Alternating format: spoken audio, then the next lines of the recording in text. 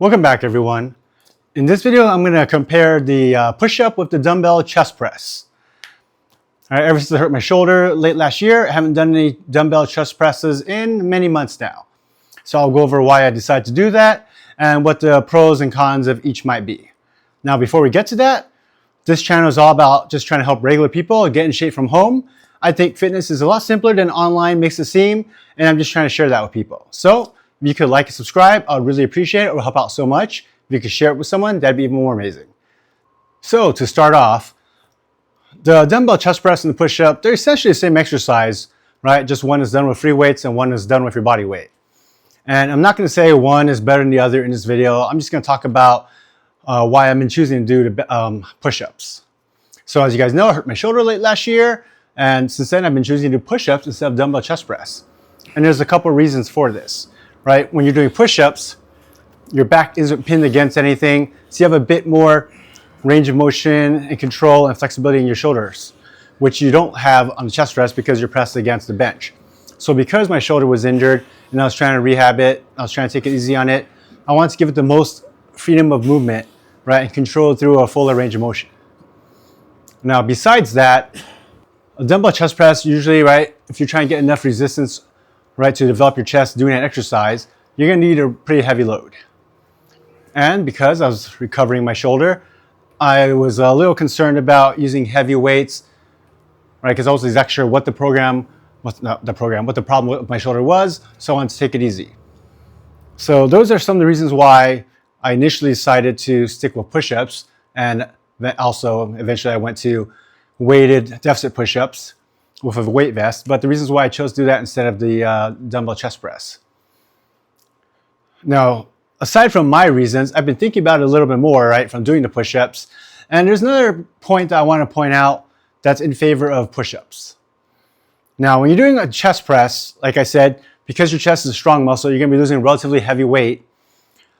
It's like when you're doing pull-ups. There's a big bar of difficulty between reps when you get into later ranges. So let's say you can only do 8 reps at this weight you're doing, right? That 9th rep is quite a bit more difficult than adding an extra rep on push-ups, let's say. So in terms of progressing, when you're doing push-ups, because the difficulty of the exercise isn't as hard, sure, you're doing more reps, so you're going to do more time, maybe, acquiring a bit more fatigue overall. But because the progression is more gradual, it's easier to spend more time, right, on those slow reps, closer to edge, closer to failure, right, where your muscle is getting the most development. So it lets you basically ramp up your challenge a bit more gradually, right? So it's like you're doing push-ups, each additional rep, or adding a little bit of weight. It's kind of going up gradually in difficulty, so it's easier to achieve incremental progress. When you're doing something like a dumbbell chest press, right, because the weight you're using is heavy, it's kind of like a step up, a step up, a step up to add that extra weight or to add extra rep. Right, so you're still progressing, but it's just a bit less smooth a progression. So you can't spend as much time on that close to failure range. But that's not to say the dumbbell chest press isn't a great exercise. It is. You could definitely progress. It's just that if you want to finesse that range close to failure, then the exercise like a push-up is going to give you a bit more flexibility there. It's similar to pull-ups, right? If you could do 10 pull-ups, that's great. But if that's where you're stuck at, getting that 11th one, sorry, I got a dry mouth and hopefully my speech isn't too slurred. I think it's the weather right now. But getting that 11th pull-up after the 10, because each pull-up in itself is relatively difficult, is not that easy. Right? You could do 10, you do some 10 partials, but getting that 11th one is a lot harder than, let's say, you could do 40 push-ups or 30 push-ups, and you want to get to that 31st push-up.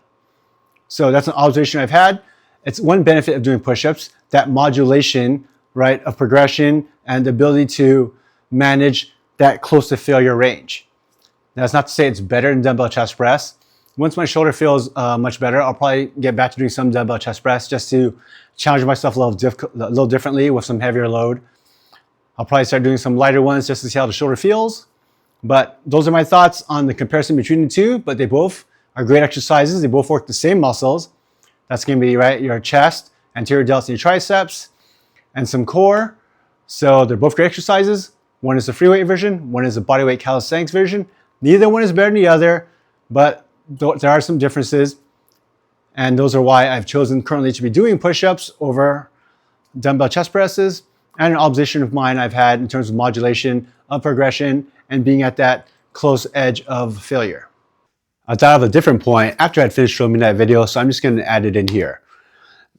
And that's that if you're doing push-ups, you can do a rest pause workout technique.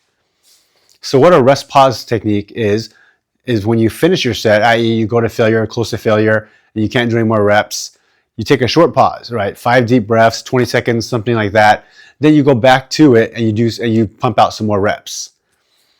Now the thinking behind the rest pause, the reason why people like it, is because those reps closest to failure are the most effective reps, right, for building muscle. So rest pause technique basically lets you get the most effective reps of each set condensed into a short period of time, because instead of doing the full set to get to that phase, you're kind of doing one full set, taking a short rest, and only working in that phase. So that's a time-saving technique.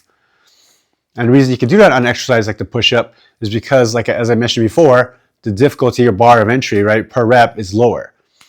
So if you do this, you say you do 50 push-ups, 40 push-ups, whatever, and you're done, you can take a little bit of a break, and then you should be able to rep out some more after that break, because each push-up isn't that difficult to do.